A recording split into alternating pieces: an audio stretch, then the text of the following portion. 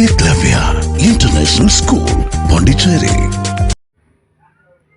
அனைவருக்கும் வணக்கம். நாம் இப்பொழுது இந்தியாவின் தேசிய சின்னங்கள் பற்றி அறிவோமா?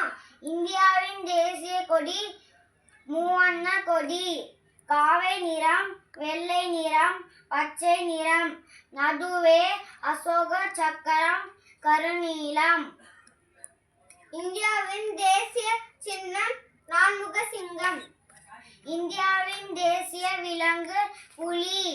இந்தியாவின் தேசிய பறவை மயில். இந்தியாவின் தேசிய மரம் ஆலமரம். இந்தியாவின் தேசிய பழம் மாம்பழம். இந்தியாவின் தேசிய ஆறு கங்கை. இந்தியாவின் தேசிய